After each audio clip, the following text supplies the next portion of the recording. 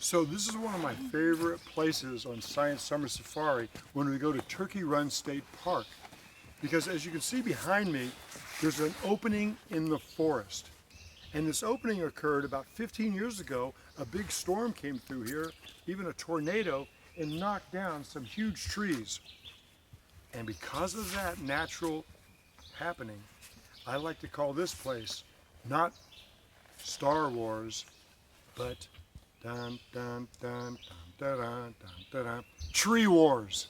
So right now, there's tree wars that are happening right here because that open canopy right up there is like all these trees are going, whoa, what an opportunity.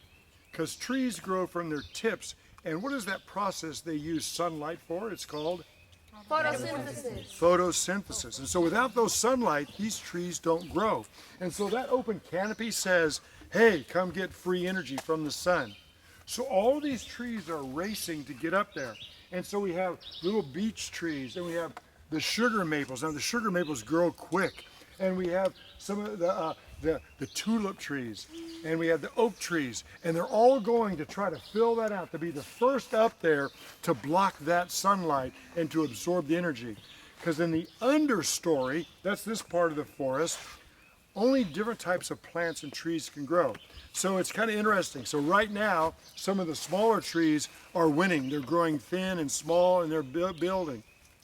But the tulip trees, that's what Indiana is, a climax forest, meaning that if we left everything alone, most of these trees would go away, and the giant tulip trees, it might take them 100 years, would fill this forest because they grow slow, massive, and they block out the sun.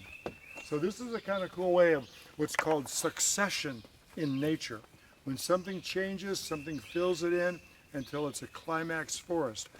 Now, if you want to go to a place in Indiana where all the trees are primitive, never been cut down, you need to go to Spring Mill State Park. And there's one section of forest that is nothing but giant tulip trees like we've seen here. And if you go at night with a flashlight. Because just like Star Wars, you know that planet where all those little Ewok people were living? That's what it looks like. It's a quiet, primitive old forest. But here you hear the birds chirping, the cardinals calling, and if you listen carefully, you can hear these things alive. In fact, all of these trees are connected by their roots. Their roots go in the ground, but there is actually fungus that connects tree to tree. This is a new part of science they're just learning about. Let's say one tree is being attacked by some kind of bug or something. It will send messages through its roots to the surrounding trees, and the other trees will start sending out chemicals to keep those bugs away.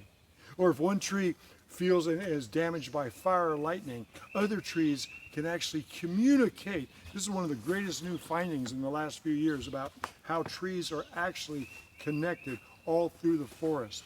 And when things die and decompose, they get recycled all the way up. I'll tell you, those trees over there, those big giant beech trees, are probably sucking up 100 gallons of water each day.